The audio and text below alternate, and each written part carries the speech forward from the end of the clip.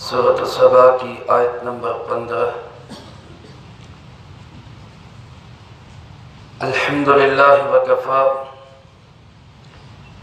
سلام علی عبادہ الذین اصطفی خصوصا علی سید الرسل وخاتم الانبیاء وعلى آلہ واصحابہ الاتقیاء۔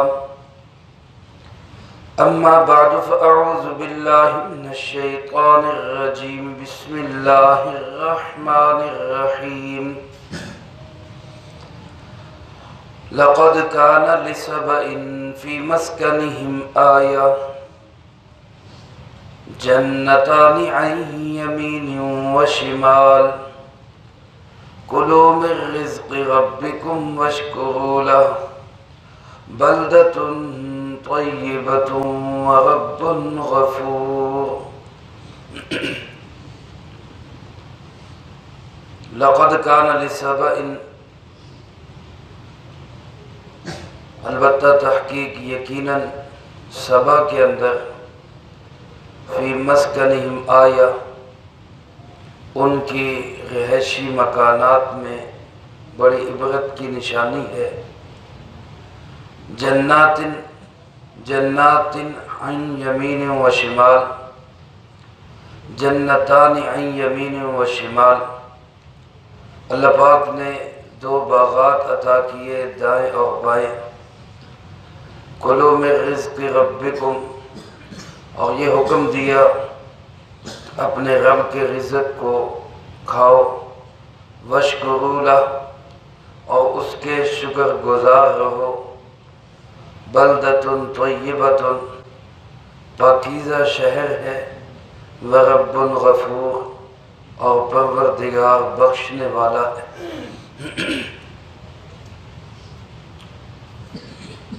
اس آیت مبارکہ سے لے کر اگلی تقریباً 4 آیات تک اللہ رب العالمین نے قوم سبا کا تذکرہ کیا ہے۔ یہ تذکرہ اس ضمن میں ہو رہا ہے،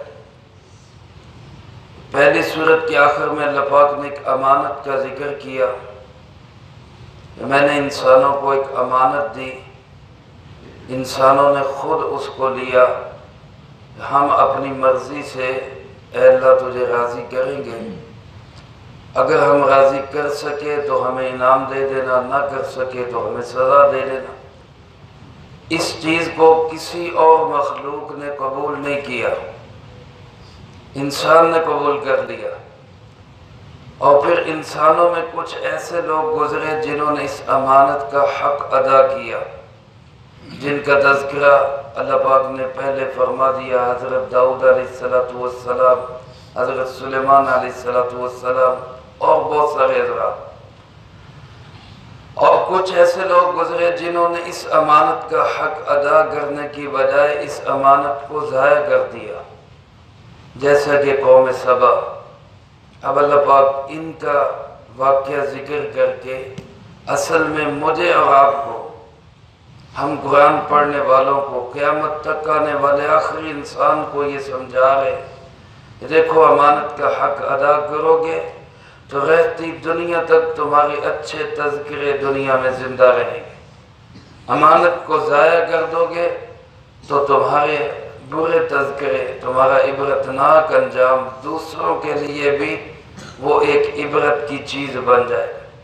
اللہ ہمیں امانت کا حق ادا کرنے والے بندوں میں شامل فرمائے۔ اور اس سے پہلے رکوع کے اندر اللہ پاک نے فرمایا ہمارے کچھ بندے ایسے ہوتے ہیں جو عبد منیب ہوتے ہیں، اللہ کی طرف رجوع کرنے والے، ان کے لیے قرآن کریم کے اندر بڑی بڑی عبرت کی نشانیاں ہیں، سبق آموز باتیں ہیں، وہ اس سے سبق حاصل کرتے ہیں اور اپنی زندگی کو درست کرتے ہیں۔ کون سے بندے؟ جو عبد منیب ہوں، رجوع کرنے والے۔ چنانچہ انہی رجوع کرنے والے بندوں کی اللہ پاک نے صفات ذکر کی، ان کے نام ذکر کیے، حضرت داؤد اور سلیمان علیہ السلام، اور اب ان کا تذکرہ ہو رہا ہے جو عبد منیب نہیں ہے، جنہوں نے اللہ کی طرف رجوع نہیں کیا۔ میرے محترم دوستو، دنیا کے اندر قوموں کا جو عروج اور زوال ہوتا ہے، ترقی اور تنزلی ہوتی ہے، عزت اور ذلت ہوتی ہے، یہ قسمت کا کھیل نہیں ہے۔ یہ ایسے نہیں کہ بس کسی کی قسمت ہوئی تو اس کو عزت مل گئی، کسی کی قسمت نہ ہوئی تو وہ ذلیل ہو گیا، یا کوئی کسی کی لک کام آ گئی تو جناب اس کو عروج مل گیا، اور کوئی بیڈ لک ہوا تو اس کو زوال آ گیا۔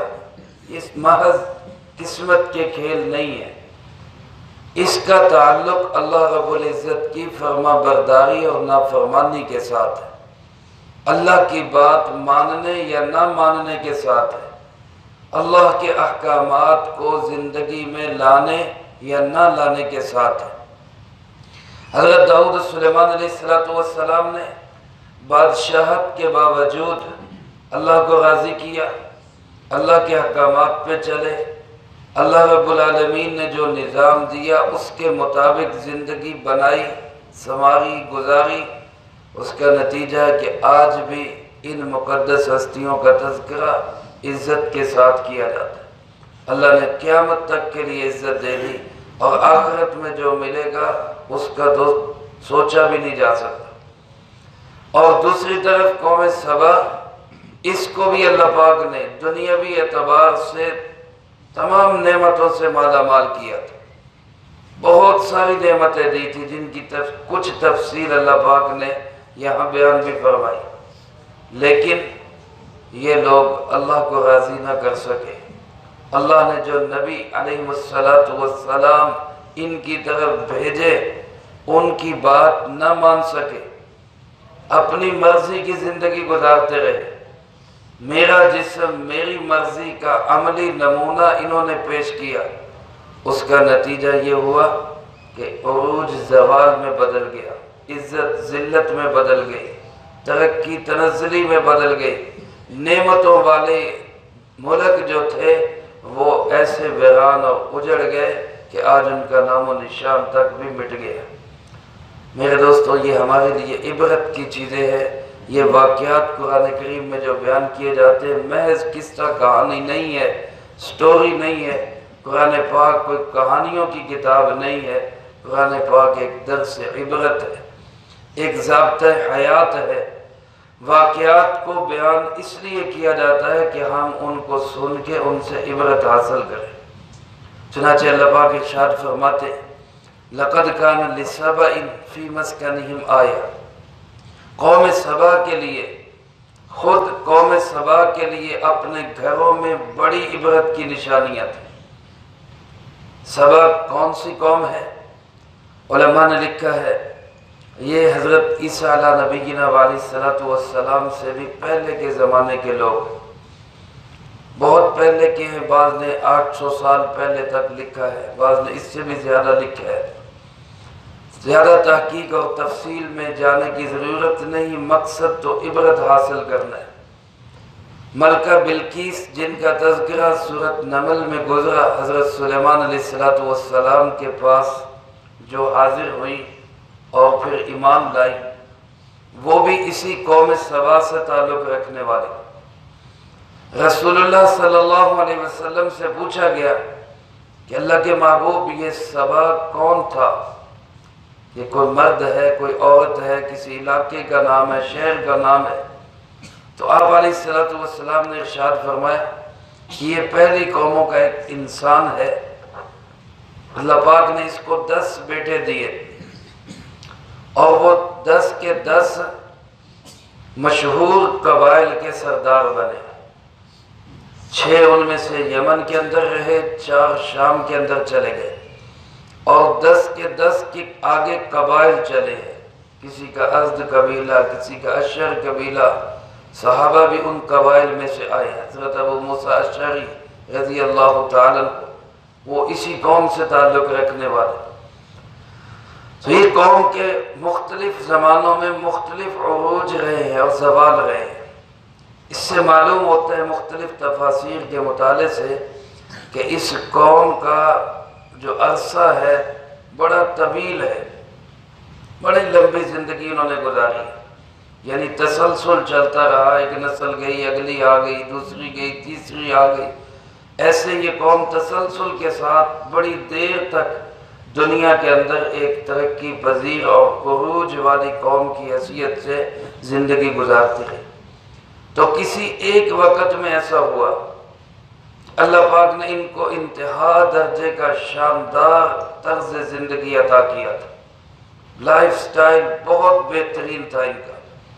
اسی کو تذکرہ کرتے ہوئے اللہ پاک نے فرمایا فی مسکنہم آیا، خود ان کے اپنے رہائشی مکانات کے اندر، ان کے لائف سٹائل کے اندر، ان کی زندگی گزارنے کے طرز کے اندر خود ان کے لیے بڑی نشانیاں۔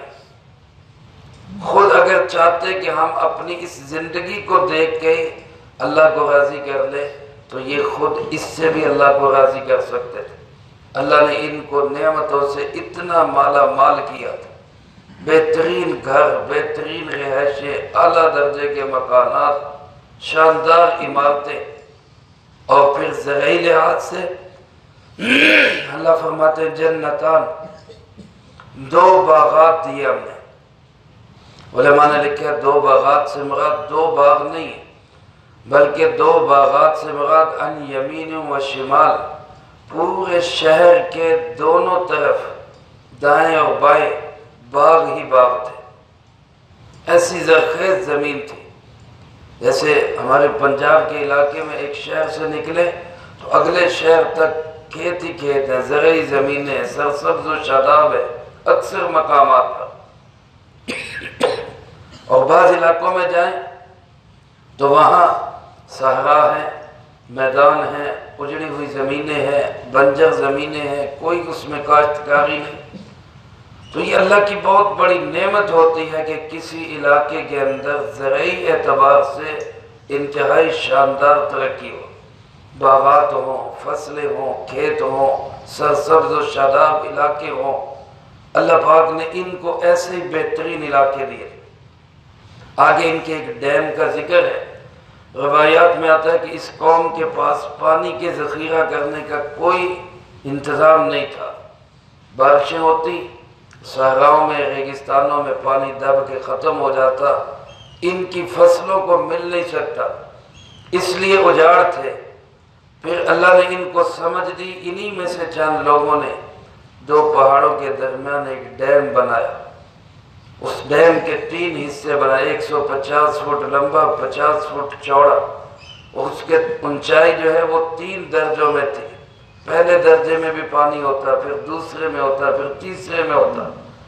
اس ڈیم سے آگے آبپاشی اور نہری نظام بہترین، یہ اللہ پاک نے ان کو سمجھ دی، عقل دی، انہوں نے اس کو حاصل کیا۔ لیکن پھر اس سے آگے زراعت ہوئی، جس سے جنتان، شہر کے دونوں کناروں پہ ہر طرف، باہر نکلیں تو روڈ کی دونوں سائیڈوں پہ ہر طرف باغ ہی باغ تھے۔ اور علماء نے لکھا کہ اتنے خوبصورت باغ تھے، اتنے اچھے باغ تھے کہ دور سے آنے والا ان کی خوشبو کو محسوس کرتا تھا، دور دور تک خوشبو پھیلی ہوئی تھی ان کے باغات کی۔ اور اسی کا نتیجہ تھا کہ ان باغات کی وجہ سے پورے علاقے کے اندر ترقی تھی، فراوانی تھی، رزق کی آسائش تھی، کوئی پریشانی، کوئی مسئلہ نہیں تھا، کوئی مہنگائی نہیں تھی، کوئی چیزوں کی قلت نہیں تھی، ہر طرف لہلہاتے ہوئے باغات، خوشنما اور اچھا ماحول۔ اللہ پاک نے ان کو ایک ہی حکم دیا، کلوا من رزق ربکم واشکروا لہ، اللہ کا رزق کھاؤ، تمہارے پروردگار نے تمہیں رزق دیا ہے، کھاؤ، برتو، استعمال کرو، لیکن واشکروا لہ، اس اللہ کے شکر گزار بن کے رہو، اللہ کی نعمتوں کا شکر ادا کرو۔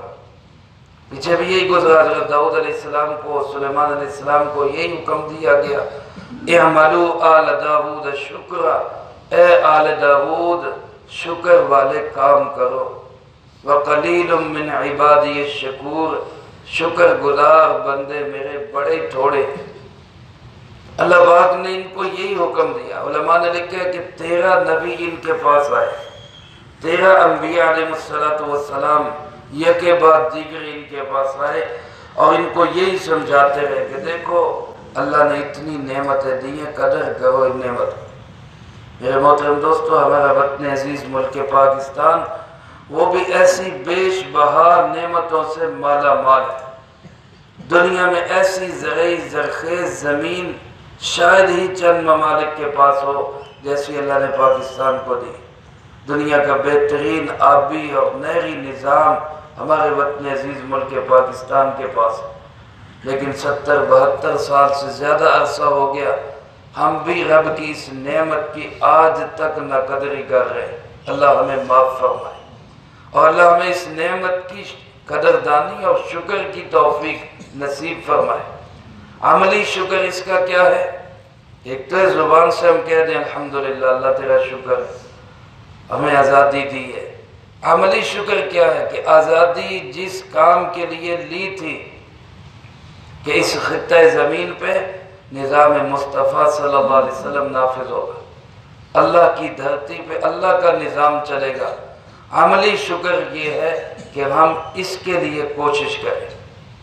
آج اس خطے کے اندر کون سا نظام ہے جو رسول اللہ صلی اللہ علیہ وسلم کے نظام کے مطابق؟ ہمارا نظام معیشت سودی ہے، ہمارا نظام عدالت آج تک بھی عدالتوں کے اندر وہی انگریز کے قانون چل رہے ہیں، اور ہمارا نظام حکومت طرز حکومت وہی مغرب کی چھاپ ہے اس کے اوپر۔ کسی ایک پہ تنقید نہیں، 72 سالوں میں ہم نے اس کی طرف سوچا ہی نہیں کہ ہم نے ادھر بھی جانا۔ اس ملک کو حاصل کس مقصد کے لیے کیا گیا ہے اور اس ملک میں ہم کر کیا رہے ہیں؟ تو میرے محترم دوستو، یہ نعمتوں کی ناقدری ہوتی ہے جو نعمتوں کے چھن جانے کا سبب بنتی ہے، جو عزتوں کو ذلتوں میں بدل دیتی ہے، جو عروج کو زوال میں بدل دیتی ہے، جو ترقیوں کو تنزلیوں میں بدل دیتی ہے۔ آج ہمارا مسئلہ یہ نہیں ہے کہ ہم نے جناب مغرب کی طرح بے حیائی نہیں پیدا کی، ہم نے مغرب کی طرح آزاد معاشرہ نہیں بنایا، ہم مغرب کی طرح ترقی نہیں کر رہے۔ ہمارا مسئلہ کہاں پہ اٹکا ہوا ہے کہ ہم نے اللہ کی زمین اللہ کے لیے حاصل کی تھی، اللہ کا نظام یہاں لا نہیں سکے آج تک۔ ہمارا مسئلہ یہاں اٹکا ہوا ہے۔ تو اللہ پاک نے ان کی طرف بھی مختلف انبیاء علیہ السلام کو بھیجا کہ جاؤ ان کو جا کے سمجھاؤ کہ یہ ناشکری والی زندگی چھوڑ دے، شکر گزاری والی زندگی کی طرف آئے۔ اللہ فرماتے ہیں بلدۃ طیبہ، بڑے ہی پاکیزہ شہر تھا۔ اب اندازہ کریں جس شہر کو اللہ فرما رہے ہیں طیبہ، وہ کتنا پاکیزہ ہوگا۔ علماء نے اس کی پاکیزگی لکھی ہے، جیسے میں نے پہلے عرض کیا، ہر وقت خوشبوئیں مہکتی تھی، ہر وقت خوشبوئیں، ہر علاقے میں جدھر چلے جائے خوشبوئیں مہک رہی۔ اور یہ سب سے بڑی پاکیزگی ہوتی ہے کسی شہر کی کہ اس کے اندر کسی کو خوف نہ ہو، کوئی ڈر نہ ہو، کوئی خطرہ نہ ہو، اور دوسری بات یہ کہ اس کو کھانے پینے کی صاف ستھری اچھی چیزیں ہر وقت میسر۔ یہ کسی شہر کی سب سے بڑی پاکیزگی یہ ہوتی۔ اب ہم خود سوچیں ہمارے شہروں کو، ہمارے علاقوں کو کیا یہ پاکیزگیاں حاصل ہیں؟ آلودگیاں، گندگیاں، ہم خود اس میں ملوث ہیں۔ اپنے گھر میں ہم صفائی کریں گے اور کوڑا باہر گلی کے اندر پھینک دیں گے، اس کو اٹھانے کی توفیق نہیں ہوگی، اس کو کسی جگہ پہ ڈالنے کی ہمیں توفیق نہیں ہوگی۔ میرے محترم دوستو، یہ میں نے آپ نے خود نے کرنا ہے، ہم اس کے ذمہ دار ہیں۔ آلودگیاں اپنے شہروں کے اندر ہم نے پھیلائی ہوئی، گندگیاں اپنے شہروں کے اندر ہم پھیلا دیتے۔ اللہ نے اس قوم کو ایسی سمجھ بوجھ عقل اور شعور دیا تھا، ایک قوم بنے ہوئے تھے، صاف ستھرا شہر، پاکیزہ شہر، فکر پاک ہے، عقیدہ پاک ہے، دل دماغ پاک ہے، اور اسی طرح جگہ پاک ہے۔ یہاں تک کہ علماء نے لکھا ہے کہ ان کے شہروں کے اندر مکھی اور مچھر تک بھی نہیں تھے، مکھی اور مچھر تک بھی نہیں تھا، بالکل پاکیزگی، صفائی اور ستھرائی۔ جراثیم تو دور کی بات ہے، بڑی بڑی کیڑے مکوڑے خطرناک یہ بھی اس شہر میں نہیں تھے۔ یہ صفائی اور ستھرائی کی وجہ سے تھا۔ یہ اللہ پاک کی نعمت ہوتی ہے۔ تو میرے محترم دوستو، اللہ نے اس شہر کی تعریف کی اور اس کے ساتھ فرمایا شہر پاکیزہ رب غفور، اللہ رب ایسا جو بڑا ہی بخشنے والا۔ ظاہر انسان ہے، کوتاہیاں تو ہو جاتی ہیں، کمیاں تو ہو جاتی ہیں، اس کے لیے اللہ پاک بخشنے والا موجود ہے۔ لیکن اتنی بیش بہا نعمتوں کے باوجود، اس قدر مال و دولت کی فراوانی کے باوجود، اچھی لگژری اور پرآسائش زندگی کے باوجود، اللہ پاک نے جب ان کو لائف سٹائل بہترین عطا کیا، اس کے باوجود ان لوگوں نے اللہ کی ناشکری کی، رب کی نعمتوں کی ناقدری کی۔ میرے محترم دوستو، رب کی نعمتوں کا مطلب یہی نہیں ہے کہ اعلیٰ شاندار گاڑیاں ہوں، کوٹھیاں ہوں تو یہی رب کی نعمتیں۔ جس کو جو مل رہا ہے، جو جس حال میں ہے، وہ اسی نعمت کے شکر گزاری کا پابند ہے۔ جو اللہ نے دیا ہے وہ اس کا شکر ادا کرے، اور اللہ کا فیصلہ ہے کہ لَإِن شَكَرْتُمْ لَأَزِيدَنَّكُمْ، اگر تم شکر ادا کرو گے تو میں نعمتوں کو اور بڑھاؤں گا۔ یہ طے شدہ بات ہے، تم شکر کرو میں نعمتیں بڑھاؤں، تم ناشکری کرو گے تو پھر میرا عذاب بڑا سخت ہوگا۔ یہ ایک چیز اللہ پاک نے جو ہے اس قوم کی طرف پیغام بھیجا کہ اللہ کو راضی کرو، شکر ادا کرو، ناشکری والے کام نہ کرو۔ لیکن انہوں نے کیا کیا؟ انہوں نے جواب کیا دیا؟ اس کا تذکرہ اللہ پاک نے اگلی آیات میں کیا ہے۔ پھر اس کا انجام کیا ہوا وہ بھی انشاءاللہ اگلی فرصت میں آئے گا۔ اللہ پاک سے دعا ہے اللہ مجھے آپ کو سب کو قرآن و سنت کی صحیح سمجھ بھی نصیب فرمائے، عمل بھی نصیب فرمائے، اور دوسروں تک پہنچانے کی بھی اللہ ہمیں توفیق نصیب فرمائے۔ اللہم انت السلام و منک السلام، تبارک ربنا و تعالیت یا ذا الجلال والاکرام۔ اللہم اعنا علی ذکرک و شکرک و حسن عبادتک۔ اللہم احسن عاقبتنا فی الامور کلیہا واجرنا من خزی الدنیا وعذاب الآخرہ۔